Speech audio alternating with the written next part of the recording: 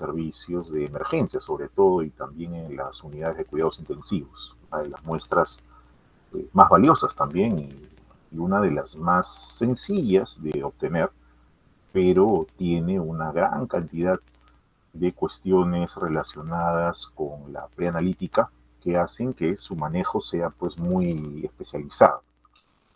Eh, Mediante este tipo de análisis lo que hacemos es analizar el medio interno, sobre todo el equilibrio electrolítico que mantiene el paciente. Para eso y también para ver el estado oxigenatorio es que evaluamos el análisis de gases arteriales. Parte de la función renal tiene otros analitos adicionales, dentro de los cuales está pues el dosaje de urea, el dosaje de creatinina, la depuración de creatinina, la proteinuria en 24 horas, entre otros. Entonces, vamos a ver, aparte de función renal, muy pequeña, recordar y de lo que es fisiología, algo del perfil renal y luego entramos ya de lleno en el análisis de gases arteriales, electrolitos, así como también la importancia clínica que tiene. La función renal tiene que ver con el clearance o la filtración de la mayoría, por no decir casi todas, las moléculas consideradas metabolitos, productos de nuestro metabolismo y su eliminación por la orina. El riñón se encarga de ello, de concentrarlas, de filtrarlas, y en algunos casos existen pues analitos que van a ser reabsorbidos y que van a ser posteriormente secretados. El riñón también cumple una función endocrina a través de la secreción de la eritropoyetina y tiene un manejo general del medio interno y sobre todo de lo que corresponde a el estado hídrico del paciente. Entonces estudiamos este riñón y su función a través sobre todo de la depuración de los elementos que pasan por él. Ese análisis que hacemos de la función renal pasa por analizar dos tipos de muestra, la muestra de sangre y la muestra de orina, al mismo tiempo, porque se hace una comparación a partir de allí. Y es lo que sucede justamente con la depuración de creatinina. Se hace una comparación in situ sobre una muestra de orina que involucra una colecta de orina de 24 horas, más algunos datos generales del paciente, la cantidad de creatinina medida en sangre y medida en orina de ese mismo paciente. Y eso reflejado en el volumen, aplicando las diferentes fórmulas que existen, nos va a dar un valor normal. Pero la fase preanalítica aquí es importante, toda vez que es necesario para que los análisis puedan ser realizados de una manera fidedigna, deba de mantenerse las condiciones de ayuno, por lo menos requeridas.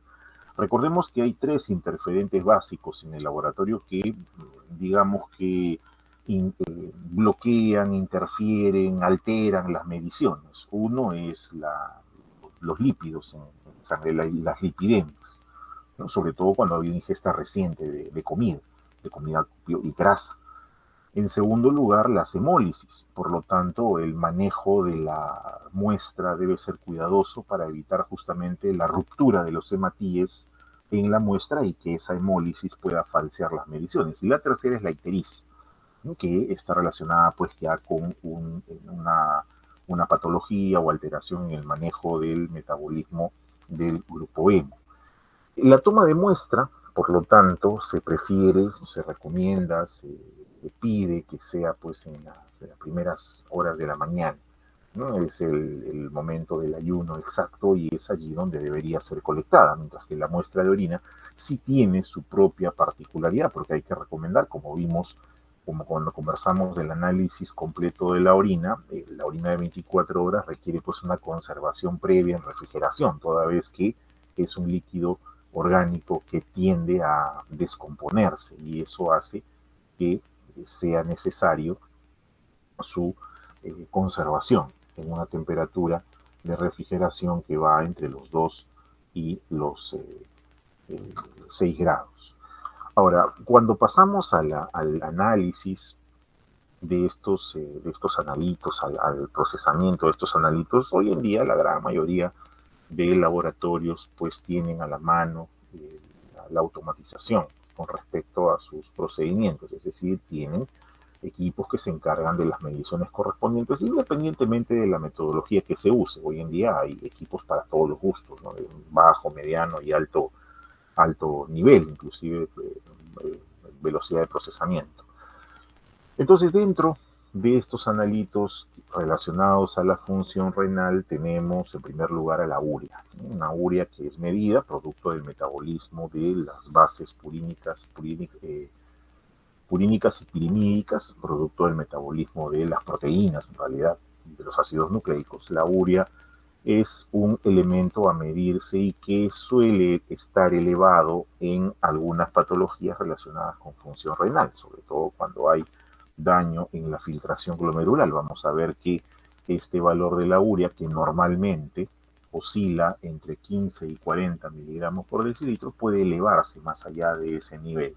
Y hablamos de uremia, si esa concentración está elevada en sangre, y esa uremia tiene relación muchas veces con patología hepática, además de la patología renal.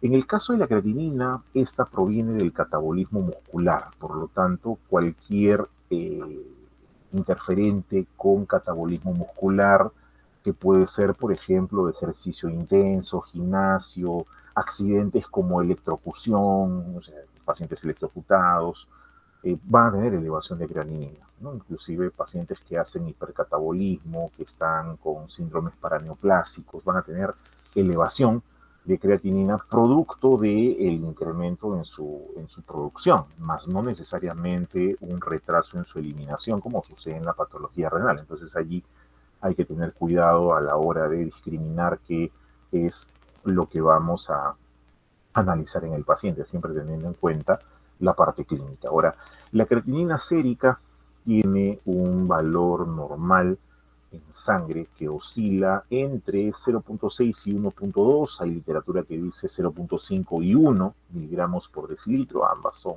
iguales. Recuerden que los valores de referencia, más allá de valores normales, están referidos a valores estándar, valores promedio de un grupo poblacional.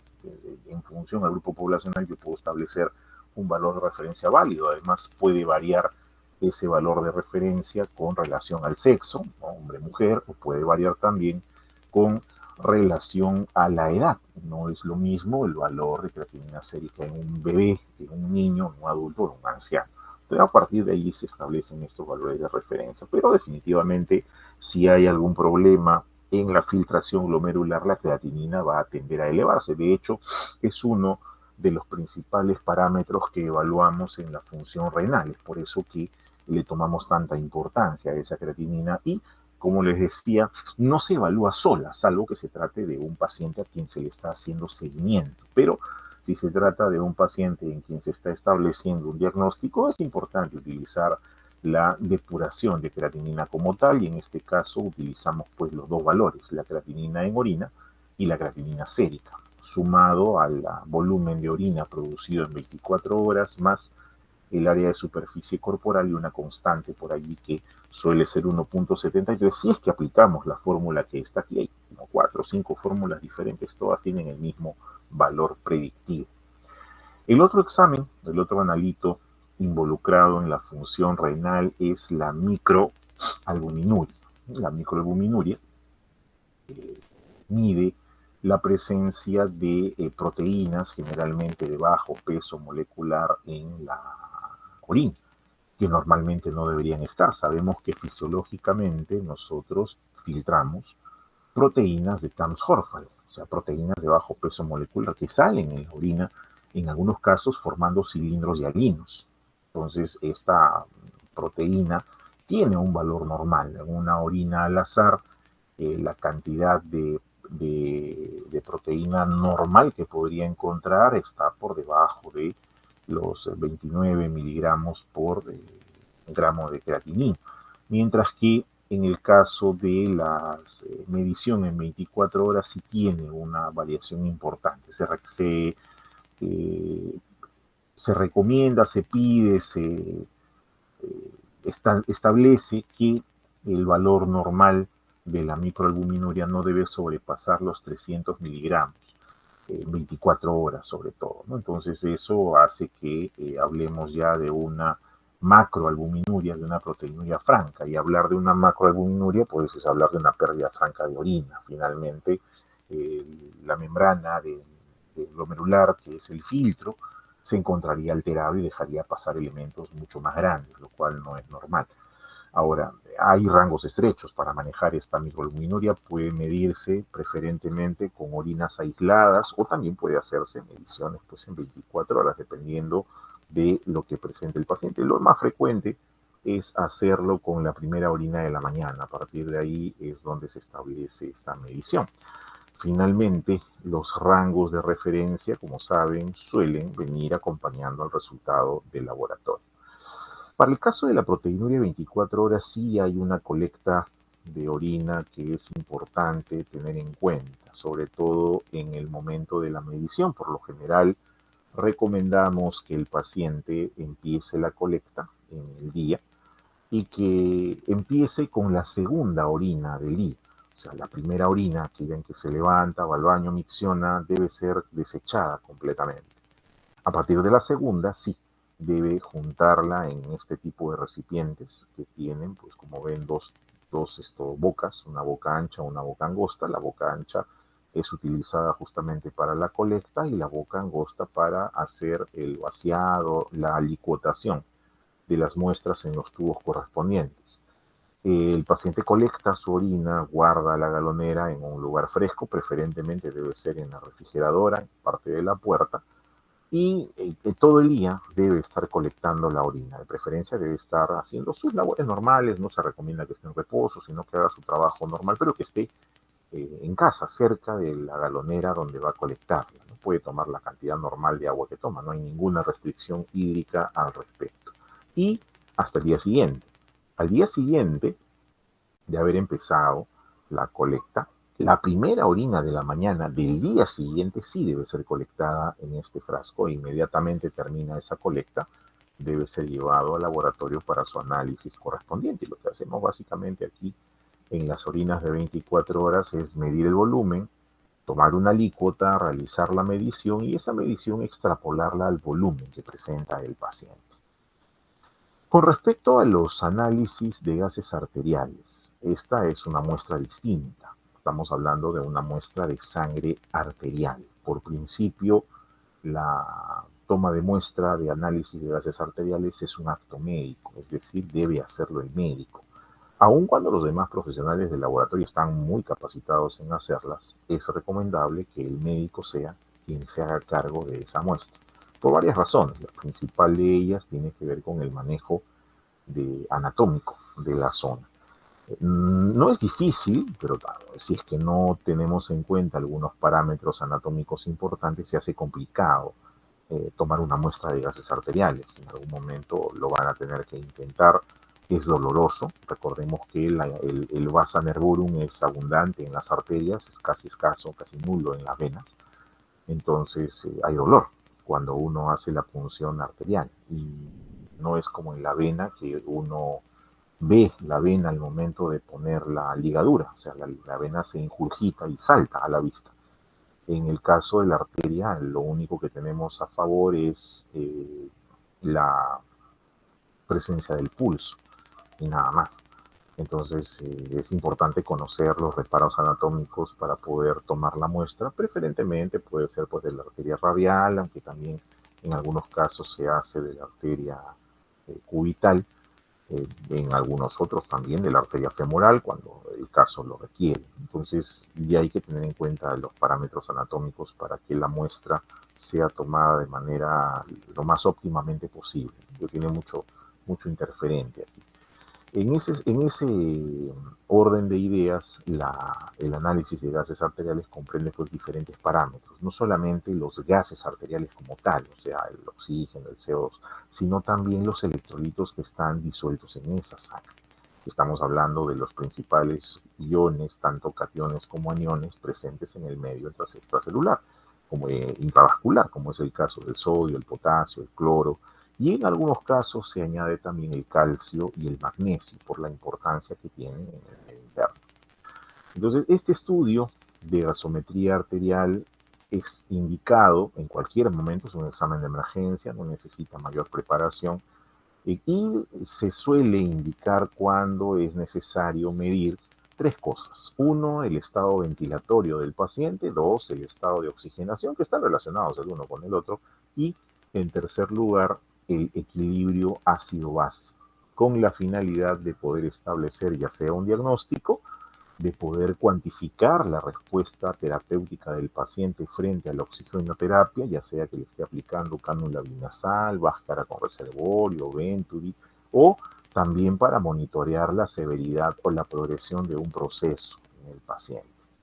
Entonces, de este análisis, pues es una cuestión del día a día en las emergencias y, como les decía, también en las unidades de cuidados intensivos. De hecho, es un análisis imprescindible en el manejo de la insuficiencia respiratoria aguda. Muchas veces inclusive se pide cada 5 o 10 minutos. Y también es necesario lo mismo para hacer el diagnóstico de la insuficiencia respiratoria crónica, ¿no? Hay una serie de elementos asociados a ella.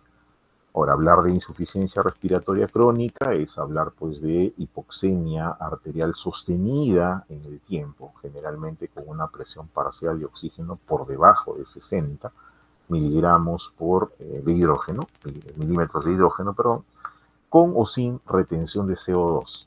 Generalmente la presión parcial de CO2 está por encima de 45, ¿no? Y esto a pesar de un tratamiento correcto. Esta insuficiencia respiratoria crónica suele aparecer de forma escalonada, de forma insidiosa, y suele agravarse durante el sueño del paciente. Entonces eso hay que tenerlo en cuenta. Suele además deteriorar las funciones intelectuales del mismo. Esta gasometría arterial, que es el otro nombre que tiene la prueba, ¿no? AGA también se le dice, análisis de gases arteriales. La gasometría arterial es relevante para controlar a los pacientes que reciben oxigenoterapia continua en domicilio, con la finalidad de poder valorar la hipoxemia y de estar presente y corregirla, porque esto está en relación con la supervivencia a largo plazo en el paciente.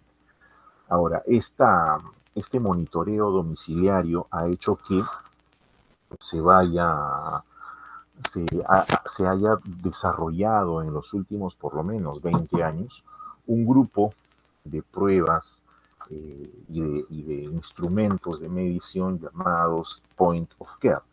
Los Point of Care Testing, o equipos de punto de cuidado o equipos que están en la cama del paciente, son equipos que han sido diseñados con la finalidad de poder brindarnos una ayuda diagnóstica inmediata, toda vez que la muestra se procesa en la misma cama del paciente sin necesidad de llevarlo hasta el laboratorio. Claro que tiene sus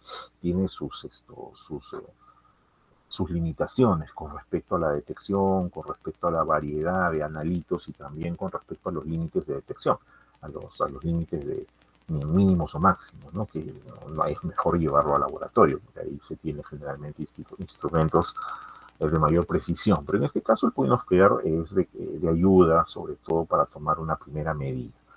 Ahora, el análisis de gases arteriales, conocido así, tiene una serie de analitos que lo componen. En primer lugar, o parámetros también se les dice. En primer lugar está la pHmetría, ¿no? Y los gases. Ahí está el pH, que me determina el grado de acidemia en la sangre. Está también la presión parcial de CO2, de dióxido de carbono, y la presión parcial de oxígeno. Esos tres pertenecen al primer grupo de parámetros. Y luego viene la oximetría. La oximetría es un conjunto de parámetros para valorar la presencia del oxígeno asociado a la hemoglobina generalmente. Tenemos parámetros como por ejemplo la concentración de hemoglobina total, o sea, el análisis de gases arteriales me permite estimar, ¿no?, a través de un cálculo la concentración de hemoglobina total que pudiese tener, y eso está en relación pues con la ventilación, porque son los hematíes quienes llevan el oxígeno hacia los tejidos. Si el paciente tiene poca cantidad de hematíes, es de esperarse y es de suponerse que tenga dificultad en la ventilación de tejidos, tenga hipoxemia. La saturación también es importante, la saturación de oxígeno, que me va a reflejar la cantidad de oxígeno que están cargando estos hematíes hacia la periferia, y las denominadas fracciones de hemoglobina. La hemoglobina tiene varias fracciones, una de ellas es la oxihemoglobina, que es la funcional, la que lleva el oxígeno y lo deja en los tejidos. Y luego están aquellas hemoglobinas que están en pequeña cantidad, pero que tienen afinidad muchas veces más alta por el oxígeno, pero que no lo sueltan, tienen mucha afinidad y no logran dejar el oxígeno en la periferia. Y esto sucede con la carboxihemoglobina, con la desoxihemoglobina y con la metahemoglobina. Inclusive en algunos pacientes se tiene todavía una fracción de hemoglobina fetal, de hemoglobina intrauterina, que cumple una función muy reducida. La mayor parte de nuestra hemoglobina es oxihemoglobina. Luego están los electrolitos. Estos electrolitos corresponden a analitos de medio interno. Los cuatro principales son los que estamos observando: sodio, potasio, calcio, cloro, y se mide su concentración en iones. Y finalmente están los metabolitos, que últimamente se han añadido a estos menús de pruebas. Dentro de estos metabolitos voy a encontrar la concentración de glucosa, que se puede medir en caso de emergencia, es importante saberlo. Lo mismo que la concentración de lactato. En el caso de la concentración de glucosa, me es útil para los estados hiperosmolares y también me es útil para los comas cetoacidóticos, ¿no? Si es que quiero detectar un volumen elevado o una cantidad elevada de glucosa en sangre, de glicemia. Y en el caso del lactato, su utilidad radica en medir el grado de metabolismo anaeróbico. Como sabemos, el lactato se produce en mayor proporción si es que el nivel de oxígeno disminuye en los tejidos. Entonces hay una mayor producción de ácido láctico. Y eso es lo que se mide con lactato, pues el ácido láctico en el plasma se disocia y forma iones protones, lo que conduce a la acidez y forma también el ion lactato. Otros metabolitos que pueden o no estar presentes, eso depende del fabricante, de los equipos o, de los instrumentos de medición, son pues la bilirrubina y también la creatinina. Pero aquí hay que tener cuidado, porque tanto la glucosa como la bilirrubina y la creatinina son valores calculados, es decir, son valores estimados a partir de una medición que se hace en la muestra del paciente. Y aquí el cuidado se tiene justamente cuando se quiere interpretar los extremos de esos valores, que a veces no coinciden con la realidad, pero sí es importante tenerlos a la mano, tanto la bilirrubina total como la concentración de creatinina. Algunos conceptos importantes relacionados con estos análisis de gases arteriales implican la ventilación alveolar, o sea, tener en cuenta que dentro del alveolo sucede un fenómeno físico-químico mediante el cual el oxígeno presente en el alveolo se incorpora a través de la membrana alveolo-capilar hacia el torrente sanguíneo y es captado por los hematíes y la hemoglobina. Y de la misma manera, el CO2 difunde desde el torrente sanguíneo venoso hacia el alveolo con la finalidad de hacer el intercambio gaseoso.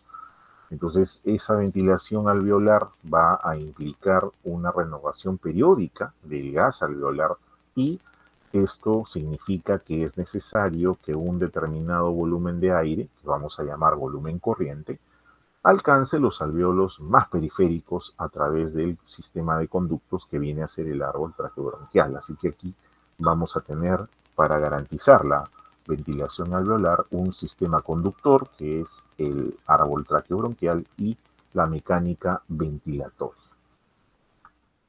Ahora bien, en el caso... Uy, ¿qué pasó? ¿Qué pasó? ¿Qué pasó?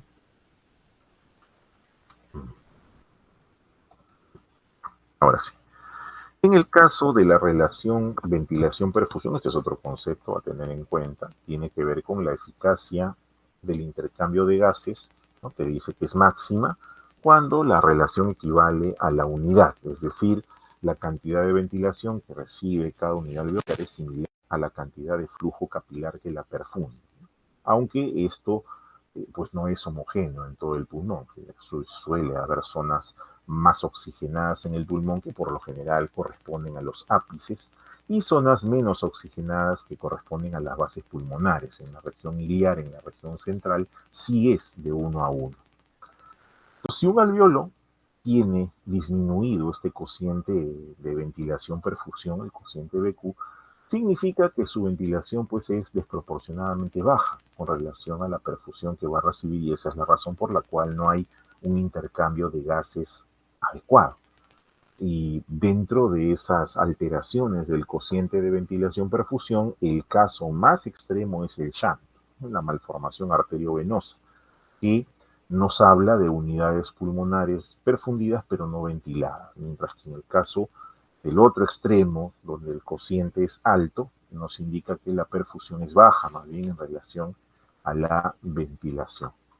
El otro concepto es la gradiente alveolo arterial. Este es un indicador de la uniformidad de la distribución de los cocientes ventilación-perfusión, ¿no? Una diferencia que se toma de la presión parcial de oxígeno alveolar y la presión arterial de oxígeno. Se puede calcular inclusive con una fórmula adicional. El cociente respiratorio, ¿no?, que en condiciones estables suele estar por debajo de 1, es la relación que existe entre el volumen de CO2 eliminado y el oxígeno que se encuentra absorbido. Ahora, si el paciente respirase aire ambiental, tomaríamos el valor de la constante R como 1 y hallar la ecuación. Bueno, tiene una fórmula, ¿no? PA, presión parcial de oxígeno 150 menos presión de CO2. Esos valores se van a modificar en función de si el paciente está ventilando adecuadamente o necesita alguna ayuda ventilatoria. Y hay que tener en cuenta que esta fórmula pierde utilidad cuando se utiliza pues suplementos de oxígeno por encima del 40-50%. Ahí no se puede utilizar la fórmula, ¿no? Se falsearía el resultado. Lo que utilizamos ahí es otros índices de oxigenación, como por ejemplo el PAFI, ¿no? El PAFI es un índice de oxigenación de los más empleados y nos da referencia a la relación que existe entre la presión arterial de oxígeno y la presión inspirada de oxígeno. Es justamente por eso el nombre del PAFI. Y puede emplearse siempre y cuando la fracción inspirada de oxígeno esté por encima de 0.4.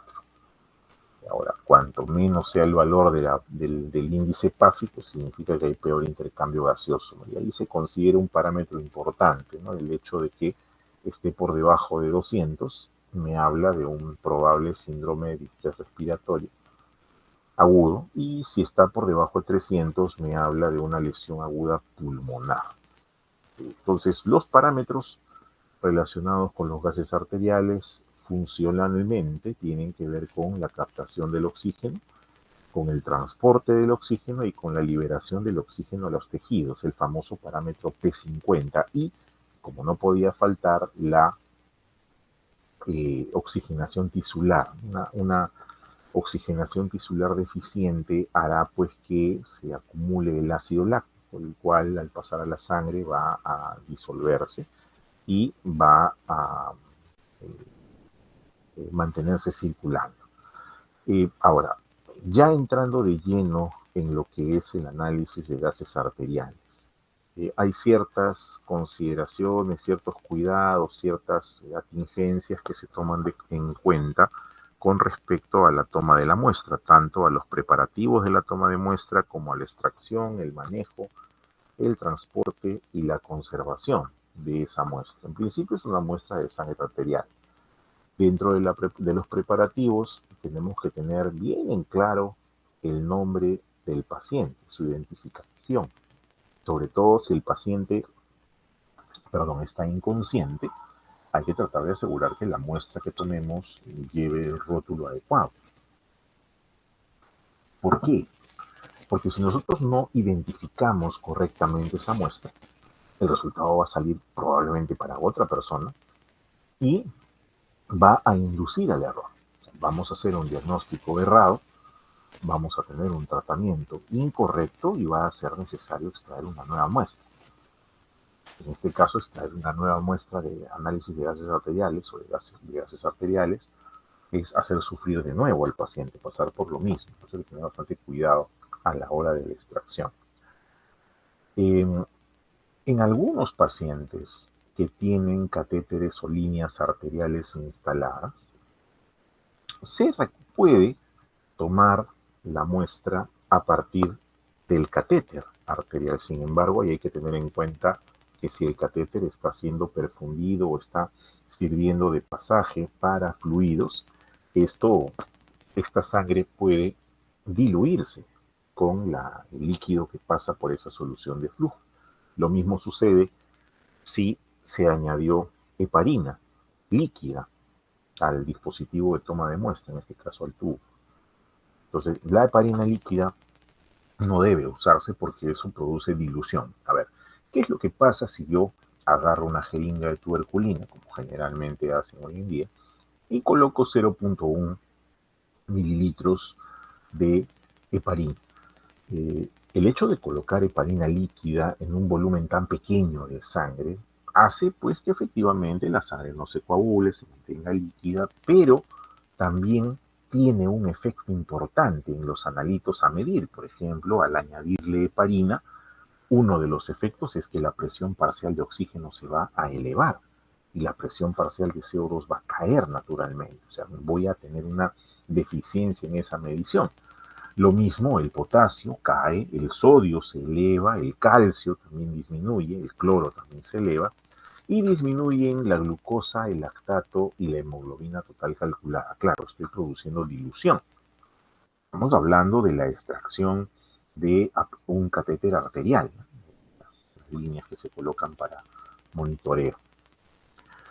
Lo otro que tenemos que asegurarnos cuando hacemos los preparativos para la toma de muestra es eliminar, si vamos a tomar la muestra de una vía, de un catéter, eliminar por completo las soluciones de flujo de las líneas arteriales y desechar, ojo ahí, por lo menos un volumen igual a 3 veces el espacio muerto del catéter.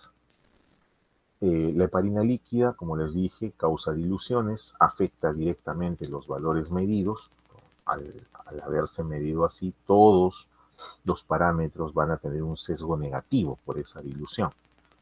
Y en el caso del potasio, del sodio y sobre todo del calcio, estos suelen ser secuestrados por la heparina, por lo tanto el sesgo en su medición es mayor, porque si el calcio se une a la heparina y yo voy a medir calcio iónico, lo voy a encontrar pues elevado, pero ese no es su valor real. Ahora, ¿cómo es que se prepara si es que se tiene que utilizar heparina líquida y no hay otra alternativa? Bueno, ahí el,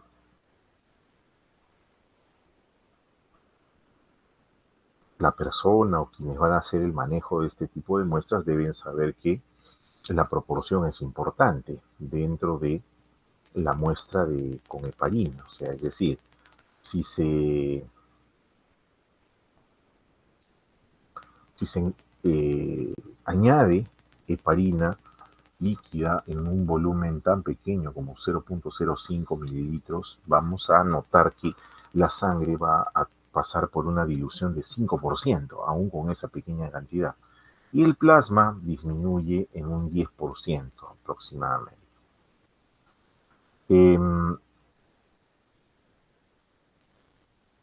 Mientras más diluyamos el plasma, los valores de los electrolitos van a disminuir también. Eso tiene relación pues con la eh, presencia de estos electrolitos. Y lo mismo sucederá en el caso de la glucosa, de la hemoglobina total y del CO2, van a ir disminuyendo conforme va incrementando. Y en el caso del oxígeno hay que tener en cuenta que solamente el 2% del oxígeno se encuentra físicamente disuelto en el plasma. La gran mayoría está unido a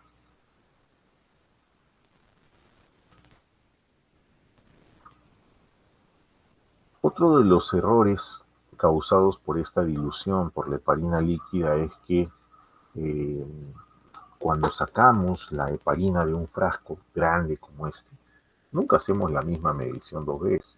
O sea, cada uno tiene su propia medida, su propia medición. Eh, por lo tanto, tampoco es, y es poco probable que todos obtengan el mismo volumen de muestra. ¿No? Es lo que suele aparecer. O sea, no hay la misma cantidad de heparina, no hay el mismo volumen de sangre siempre, por lo tanto es difícil estandarizar. Así que estos errores de dilución que no son sistemáticos no son posibles de corregir.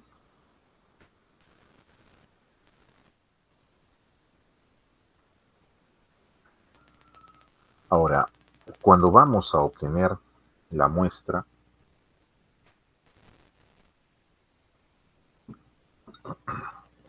para gases arteriales, es importante que el paciente esté en un estado de reposo en cuanto a su ventilación. No podemos tomar la muestra de gases arteriales si el paciente está hiperventilando.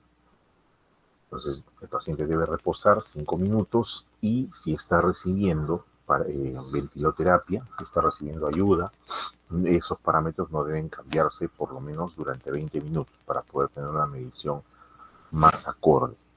Ahora, hay que tener cuidado que si al paciente le duele la punción arterial, va a generar ansiedad y ambos, el dolor y la ansiedad, van a influir en el estado respiratorio. Por eso hay que tener cuidado con este tipo de muestras. Lo mismo sucede con la posición de la aguja. Eh, si yo no manejo bien la venopunción, existe el riesgo de que accidentalmente pueda perforar una vena, dado que viajan juntas estas estructuras, arteria-vena, y al, eh,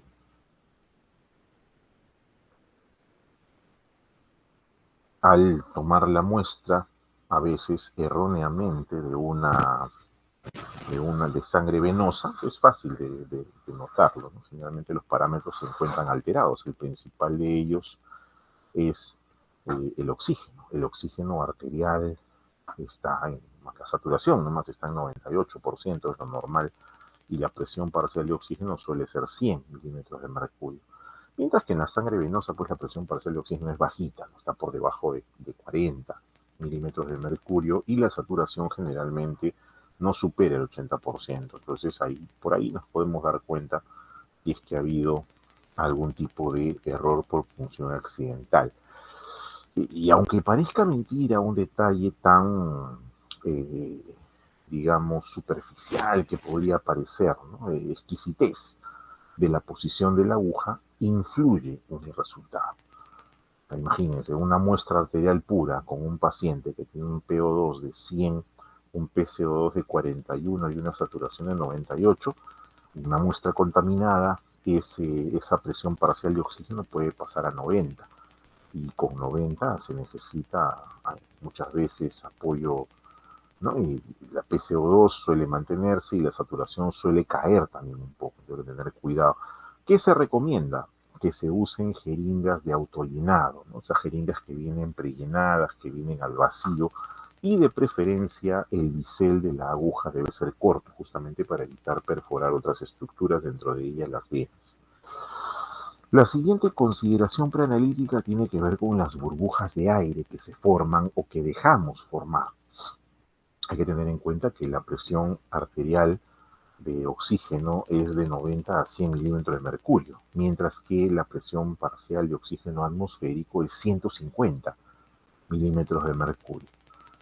Entonces, si existe o yo dejo burbuja dentro de la muestra de AGA, en tiempos tan cortos, como 60 segundos, porque alguien diría, bueno, entra burbuja y yo voy a purgar la jeringa y lo voy a sacar. Pero, imagínense, solo 60 segundos van a haber variaciones. ¿Cuáles son esos efectos de la burbuja en la muestra? En primer lugar, el pH se va a elevar. En segundo lugar, la presión parcial de oxígeno también. Está recibiendo una muestra que proviene de la atmósfera, con mayor cantidad de presión parcial de oxígeno. Obviamente, al elevarse la presión parcial de oxígeno, la presión de CO2 va a caer y la saturación suele elevarse, por lo menos temporalmente. Ese error de las burbujas del aire también se ve, por ejemplo, miren ustedes en el informe de la izquierda, donde dice sin aire, el paciente tiene 70 milímetros de mercurio de PO2 y PCO2 está en 45.6 con una saturación de 94.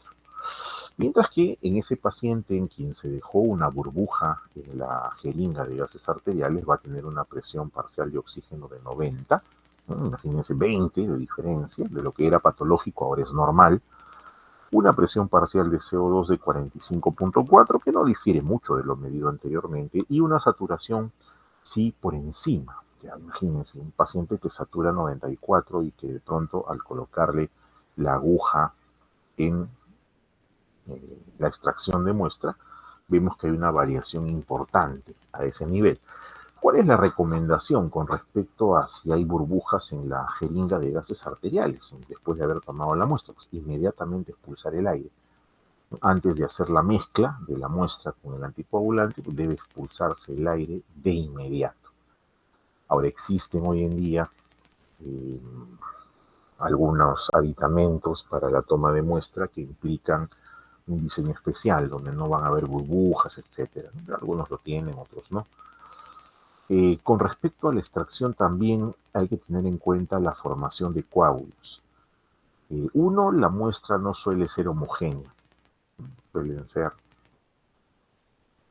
eh, puede suceder que el coágulo o el microcoágulo termine bloqueando las vías del analizador automatizado. Inclusive aquí podríamos analizar la presencia del potasio, el cual al parecer se va elevando. Eh, Debe mezclarse la muestra inmediatamente después de su obtención. Y eso es importante para poder evitar justamente la formación de coágulos. Recordemos que una de las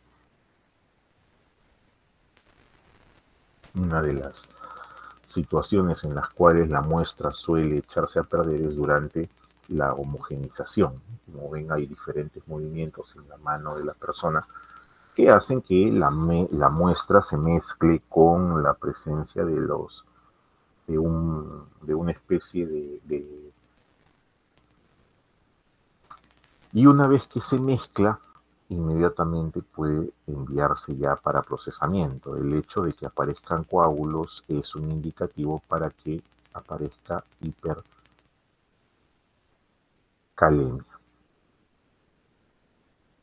Ahora bien, la hemólisis es otro de los elementos interesantes a tener en cuenta. Por ejemplo, un paciente sin hemólisis hay un CK de 40, C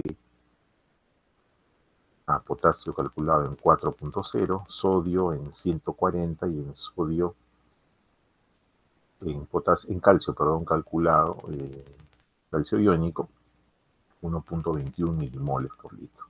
No hay mucha variación, salvo en el caso del... Ahora, ¿en qué casos puede haber hemólisis? Sea ruptura espontánea del hematíe o causada por algún evento importante. Esta hemólisis, por ejemplo, suele alterar la concentración de potasio presente, ¿no? Pasamos de un potasio de 4, el cual es completamente normal, a un potasio de 7. Lo mismo sucede con el sodio, lo mismo sucede con el cloro. Eh, Se recomienda que la muestra para ser trasladada debe mantenerse en cadena de frío. ¿Por qué? Recordemos que lo que se van a medir son gases y la mecánica de los gases, que acuérdense del manejo preanalítico que se tiene, y como se trata de gases, al tener una temperatura más baja, esos gases difunden menos. Entonces se intentó durante un tiempo, pero no fracasó. Como se coloca muchas veces hielo, se recomienda que el hielo esté cubierto por una especie de funda para evitar justamente el ataque, ¿no? Y la completa variación en el resultado que se va a obtener. Hay que tener en cuenta inclusive el uso de agujas de diámetro más pequeño que lo normal o la, la utilización de las agujas que debe estar recomendados que sean pues de bisel. Ahora, hay que tener en cuenta que durante el transporte y la conservación de la muestra, el oxígeno se sigue consumiendo. Por lo tanto, la presión parcial de oxígeno va a variar, va a caer, ¿no? Y se continúa produciendo también dióxido de carbono, lo que hace que la PCO2 se eleve. El pH, debido al cambio del PCO2 y la glicólisis acelerada, se ve obligada atender los asuntos de, sobre todo la interpretación. El pH también se altera por el cambio de PCO2, el calcio, depende, ¿no? El calcio suele ser consecuencia de la acción del pH en las proteínas, la glucosa, ¿no? Que va a ser utilizado. Entonces allí hay una serie de parámetros a tener en cuenta, como por ejemplo la disminución del pH, la disminución del oxígeno, la disminución de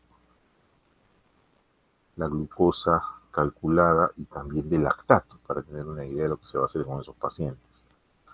Ahora, la muestra, una vez obtenida, debe mezclarse. Esa mezcla me garantiza a mí que todos los reactivos tomen contacto con los equipos y a partir de ahí se pueden construir más cosas.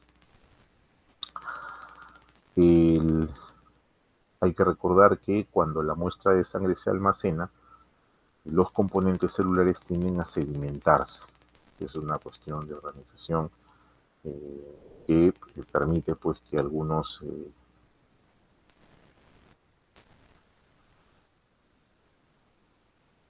otro error en la preanalítica, por ejemplo, es un error de mala homogenización de la muestra, ¿no? La mezcla en un paciente con una muestra adecuada va a permitirnos informar una hemoglobina de 6.2 cuando lo real es que la paciente tiene, o perdón, 6.2 cuando tenía 4.5, estoy confundiendo. Entonces, si yo no homogenizo la muestra, y la homogenización se hace así como está aquí en la figura, ¿no? Ahí está. Esa es la forma en la cual esa jeringa se va a mezclar o a servirse para mezclar con la, la muestra del paciente para ser leída. Ahora, hay que tener en cuenta que si el pH cambia, también cambian las vesículas que dependen de calcio. La glucosa se metaboliza y debido a la glicólisis reconoce que hay parámetros que van a ir disminuyendo en ese sentido. Ahora, cuando una muestra de sangre se almacena, sobre todo cuando tiene anticoagulante, los componentes suelen empezar a separarse. Eso es lo que ocurre con la sedimentación de los hematíes. Hay una velocidad de sedimentación globular. Y para poder garantizar en cierta forma que estos análisis sean homogéneos en su medición, se recomienda que se mezclen con el contenido de la jeringa, es decir, la muestra con el analito. Otro ejemplo de un error que se puede producir por no homogenizar bien la muestra, el informe, y la alteración, por ejemplo, cuando se ha mezclado de forma breve el anticoagulante con la jeringa y cuando se ha mezclado adecuadamente. Miren la diferencia que existe. Por eso se recomienda mezclar muy bien la muestra antes de proceder a la extracción. La fase preanalítica de este examen implica el reconocimiento de las estructuras vasculares, básicamente eso. Descubrir a través del pulso la ubicación de la arteria radial, fijarla con 2 dedos y luego empieza ya a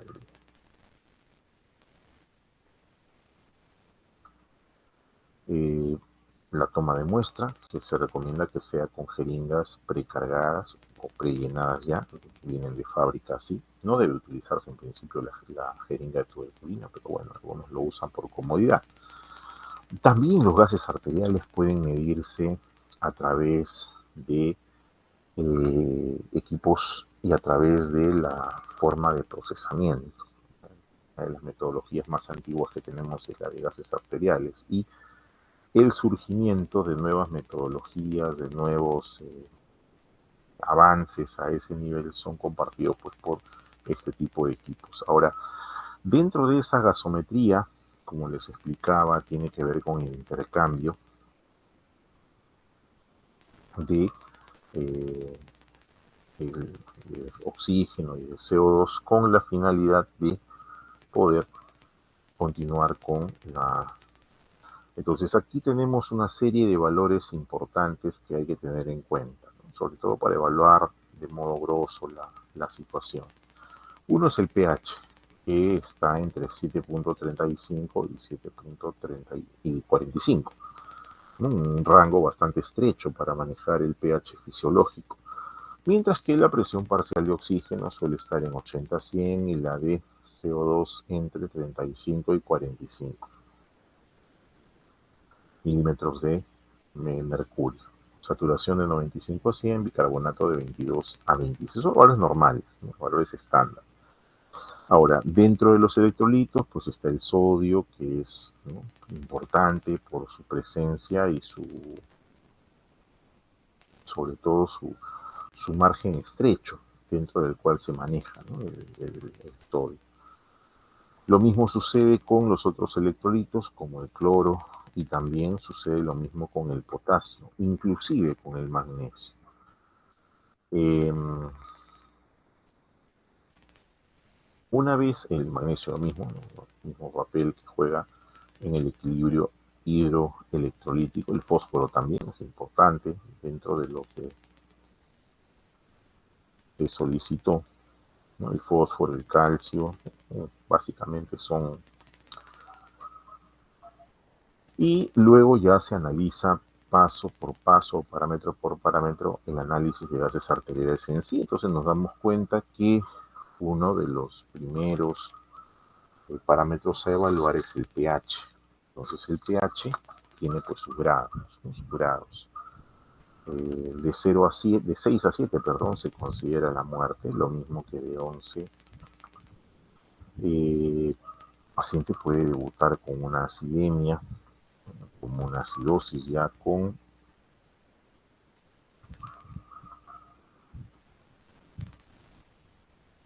Sí, y ese oscilar entre valores altos y valores bajos es lo que le da la característica de vida. Si no estuviesen, tendrían que hacerlo probablemente mucho más lejos, ¿no? Ahora, hablar de pH en sangre no es hablar de acidosis, por si acaso. El sufijo osis tiene que ver con el proyecto de manejo de estos electrolitos de manera muy estrecha, y hay que tener en cuenta pues que la vida como la conocemos solo es posible si el medio interno cambia, ¿no?, y se encuentra un equilibrio entre ese 6.8, 7.8. Ahora, ¿cuáles son nuestras fuentes de ácidos? ¿De dónde provienen los nutrientes que nos brindan ácidos? Tenemos ahí a los volátiles, como pasa por ejemplo con eh, donde el ácido láctico disminuye la... Y también están las fuentes de ácidos no volátiles, por ejemplo el sodio, ¿no?, la producción de ácido láctico asociada, el ácido ortofosfórico, ortosulfúrico, lo mismo que la insulina, ¿no?, sobre todo en prevención a la aparición de... y otros ácidos, ¿no?, como el fosfórico, el sulfúrico, etcétera. Entonces este equilibrio ácido-base tiene la estructura ideal, por lo menos de regulación, que dice así. Está la fase de eliminación, que tiene que ver con el intercambio gaseoso y la presencia de normativa. Luego tenemos a los hidrogeniones como parte del hígado y su proceso de ciclo de la urea, llamado así, y luego la amortiguación, tanto en sangre como en células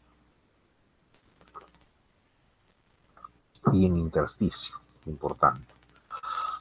Ahora, recordando un poquito la parte de bioquímica o la parte de biología, el equilibrio ácido-base suele mantenerse en el tiempo y se mantiene básicamente a partir de tres mecanismos. Uno de ellos es el tampón químico, dos, el control respiratorio del CO2, y tres es la función o regulación renal. Entonces, este equilibrio tiene una fórmula, tiene varias en realidad, pero una que es la fórmula o ecuación de Henderson-Hasselbalch, donde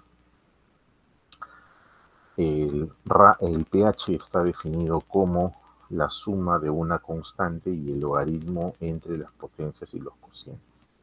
El CO2 hablando del bicarbonato y el PCO2. Entonces de eso dependerá si se trata de una patología meramente renal o meramente pulmonar. Ahora, de los tampones que se conocen en la sangre, el más, digamos, más importante es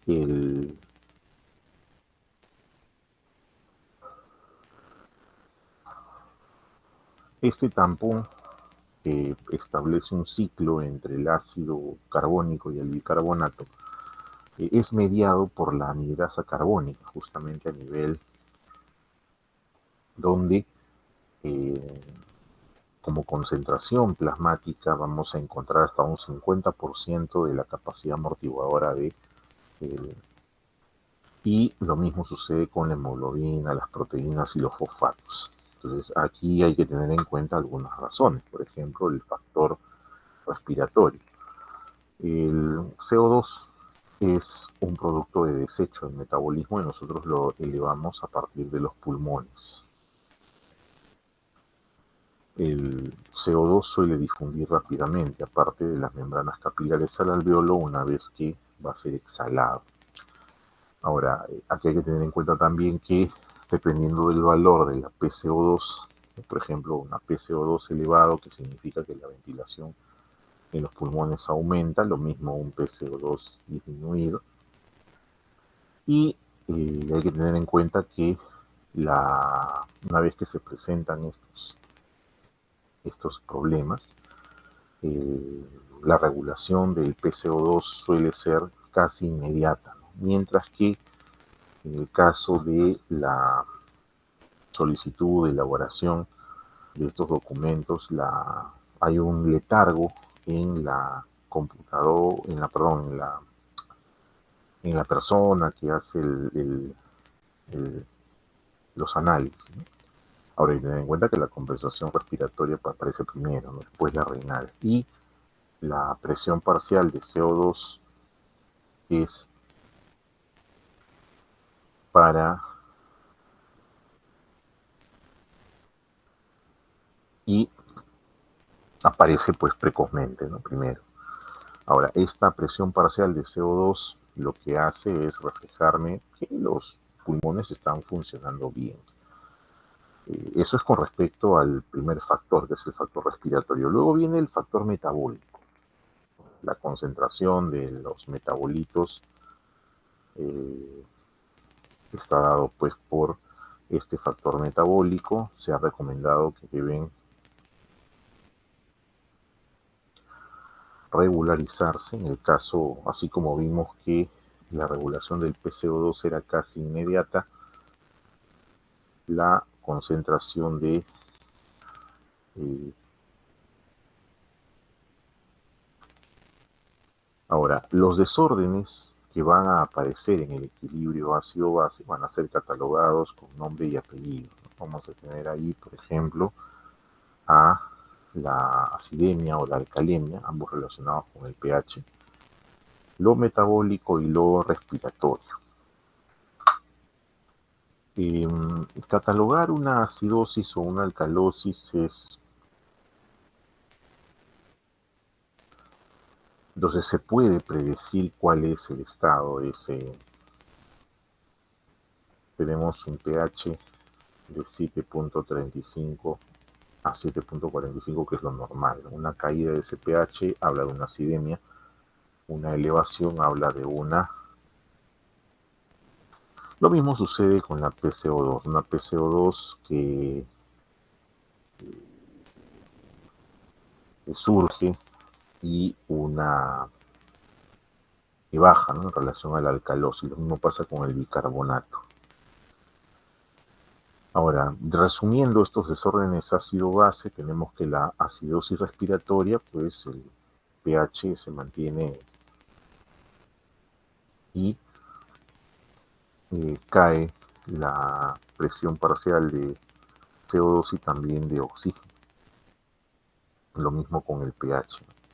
Entonces ahí se puede, en cierta forma, conocer un poco más de la patología que tiene el paciente a través de la asociación de estos elementos con... Ahora, en el caso de la acidosis respiratoria, ¿no? Está definida como una disminución del pH y un aumento de la PCO2, generalmente por una retención. Entonces, ¿cuál es el resultado del descenso en la ventilación? Número uno, lesiones en el sistema nervioso central. Número dos, lesiones en el sistema nervioso central como traumatismos, infecciones, tumores, problemas neuromusculares, sobredosis de drogas, por ejemplo, no consumo allí, y enfermedad pulmonar, obstrucción bronquial y ventilación mecánica inapropiada. Todos ellos son factores que contribuyen a la acidosis respiratoria. En la alcalosis respiratoria, la situación cambia porque hay incremento del pH, la alcalemia, y disminución de la PCO2. Ahora, la causa básica de este padecimiento puede ser central, como por ejemplo intoxicación por drogas o presencia de toxinas bacterianas o dolor, ansiedad, fiebre y otros. Y también está pues las causas pulmonares, ¿no? Donde el asma, por ejemplo, hace que se incremente la capacidad de... Y en las neumonías, la hipoxemia y bueno, el embolismo también forma parte de este cuadro. Y la otra es una ventilación mecánica inadecuada, así que el paciente está siendo sometido todavía. En el caso de la acidosis metabólica, que la hemos visto muchas veces formando parte de algunas historias clínicas, esta se manifiesta con la eh, disminución del pH y llevándonos a la acidemia y el, eh, la disminución también del bicarbonato. Ahora, ¿qué alimentos podrían cargarme de carga ácida? Por ejemplo, la diabetes, ¿no? El ayuno, inclusive el ejercicio intenso. Entonces aumenta el ácido láctico, el paciente puede llegar a desarrollar convulsiones, isquemia tisular, ¿no? Masas tumorales inclusive, y también se ve en pacientes que ingieren alcohol en gran cantidad. También la acidosis metabólica puede aparecer cuando hay descenso en la excreción de los ácidos, sobre todo cuando hay fallo renal o cuando se están utilizando diuréticos del tipo amiloride o espironolactona. Y la tercera y última causa tiene que ver con la pérdida en el laboratorio, ¿no? de lo que se ha ocultado. Y lo mismo, suspensión del bicarbonato, perdón, eh, como causa la diarrea y también las fístulas digestivas. Ya en la alcalosis metabólica, donde el pH se eleva y el bicarbonato puede elevarse o no, también tiene sus causas. En este caso, la pérdida del ácido, ya sea por vómito, por aspiración, por fístula, la presencia de un tumor que es el adenoma velloso de colon, la aciduria por motivos secundarios y también puede ser producida esta alcalosis metabólica por exceso de bases, sobre todo antiácidos absorbibles, los dietas.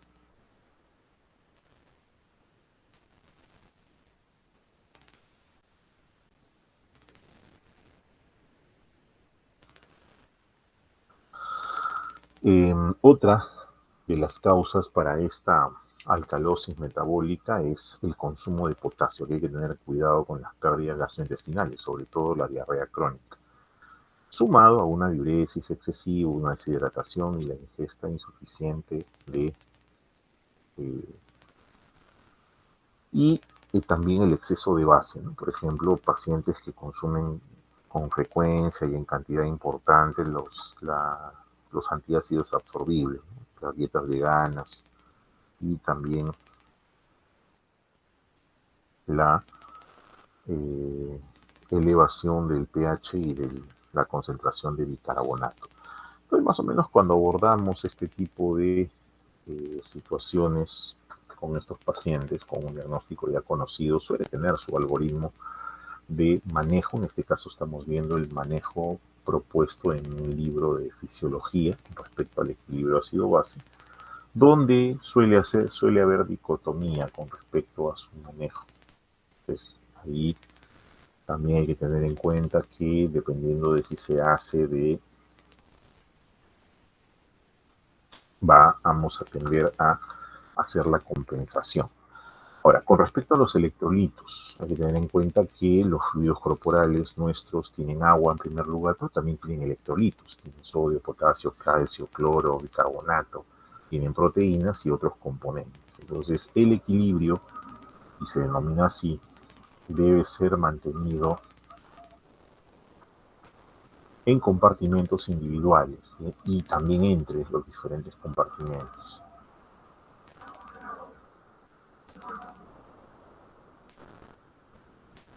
¿Cómo se distribuyen? Bueno, esto es parte ya de lo que son los valores normales, ¿no? Los esperados en cada compartimento en la búsqueda de la neutralidad. Y se puede apreciar pues rápidamente que en el caso del plasma, la mayor cantidad de cloro y el sodio, ¿no? Cation y anión respectivamente. Entonces vamos a tener tres mediciones diferentes, una en plasma, otra en intersticial y otra con valores completamente fluctuantes, pero que sí influyen en el trabajo. Y eso hace que se pueda evaluar de forma comparativa, inclusive obteniéndolas de otros institutos, de esta diferencia de,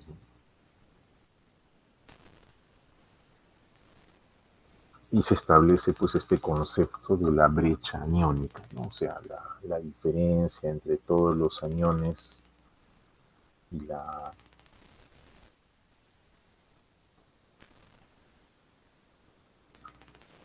esa brecha aniónica termina siendo la diferencia entre los iones cargados de forma positiva y los cargados en la forma negativa. Y normalmente hay una brecha de entre 8 y 16 milimoles. Ahora, cuando hablamos de un anion gap elevado, cuando es causado por acidosis metabólica y cuando hay cambios generalmente en la concentración de proteínas o en la carga de proteínas, mientras que el anion gap normal puede verse en patologías como pérdida de la efectos en la síntesis renal y también hipercloremia. ¿Cómo interpreto un ARA? Cuatro pasos básicos en el nivel de pregrado. Número uno, la evaluación del pH, ¿no? Y de ahí tomamos las siguientes decisiones. Entonces, es esperable encontrar lo que estamos viendo en la pizarra. En la fase posanalítica justamente viene la importancia de medir adecuadamente los niveles plasmáticos de electrolitos, sumado además a la medición de los gases arteriales, y aquí está donde más o menos haciendo la diferenciación, ¿no? Si se trata de un trastorno primario, puede ser metabólico, puede ser diagnóstico. Si es metabólico, está relacionado con el bicarbonato, si es respiratorio, con el PCO2. Entonces, en la búsqueda de estos trastornos primarios, el primer parámetro a evaluar es el pH.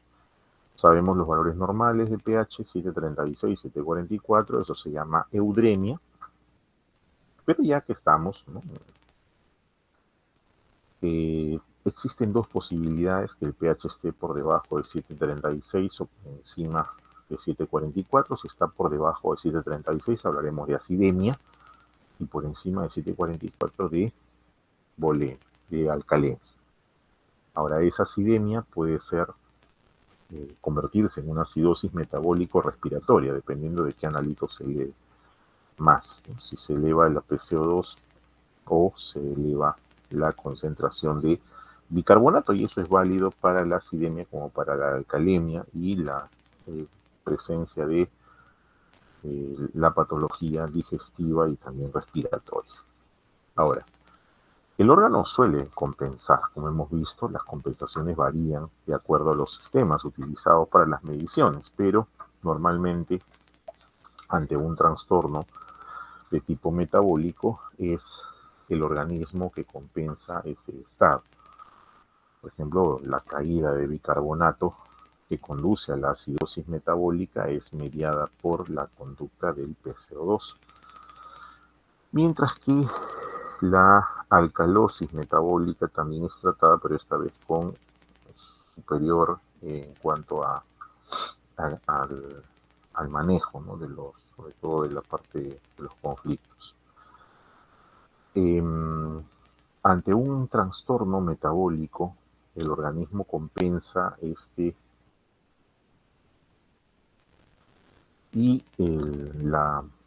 si el trastorno es metabólico, la compensación respiratoria. Si el trastorno es respiratorio, la compensación metabólica. Entonces ahí hay una dualidad entre el riñón y el pulmón. Ahora, los cambios de compensación hay que tener cuidado, evitar sobre todo la presencia de los diferentes trastornos obedece justamente a eso, ¿no? La acidosis metabólica, una disminución de pH, el cambio primario que se espera es una caída del bicarbonato y el secundario una caída de la PCO2, justamente tratando de respaldar al paciente. Y lo mismo sucede con la alcalosis metabólica, la acidosis respiratoria y la alcalosis respiratoria también. Entonces, esa compensación que nos conduce ya a hablar de los trastornos secundarios, ¿sí? Estamos hablando de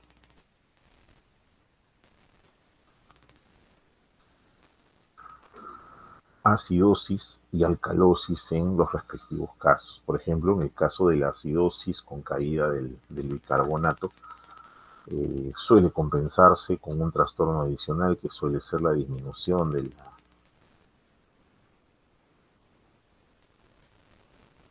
esa compensación nos hace ver que existen ciertos parámetros o ciertos señalamientos a tener en cuenta. Por ejemplo, que por cada mil equivalente de bicarbonato, esto se compensa con una caída de 12.2. La alcalosis, perdón, metabólica por cada mil equivalente de bicarbonato tiene que parar 0.7 miligramos de oxígeno. Lo mismo pasa con la acidosis respiratoria y con la alcalosis respiratoria.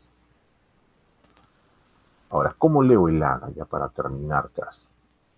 El primer paso, el pH, ¿no? Ver, ¿está eudémico, está acidémico, está alcalémico? Segundo paso, trastorno primario. Si el paciente está con acidemia y el bicarbonato está disminuido, pues acidosis metabólica. Si el bicarbonato está elevado, estamos hablando de una acidosis probablemente respiratoria, mientras que si se trata de una alcalemia con bicarbonato por encima del rango normal, hablamos de una alcalosis metabólica y una caída de la PCO2 a ese nivel. Con alcalemia hablamos de una alcalosis respiratoria. Y luego de haber visto en el primer paso, regreso, el pH, en el segundo el trastorno primario, en el tercero la compensación, que es la tablita que vimos hace un momento, acidosis metabólica por cada mil equivalente hay sorpresa. Esa compensación suele contribuir con el alcance de la normalidad en algunos casos, hay que tener cuidado por ello. Y luego viene ya el anion gap, ¿no? O sea, primero el pH, luego el trastorno primario, luego la compensación y después el anion gap. Anion gap entendido como la diferencia entre protones e hidrogeniones, ¿no? Ese anion gap puede calcularse como la diferencia entre el sodio menos el cloro y el potasio. Su valor normal está en 10 más menos 2. Y tiene que manejarse sobre todo en pacientes inmunocomprometidos. Hay que corregir inclusive si se trata de hipoalbuminemia. Y en el quinto paso, en el caso, por ejemplo, de buscar los trastornos asociados, ¿no? Y aquí, por ejemplo, se usa mucho la fórmula del bicarbonato corregido, que es igual a el bicarbonato más el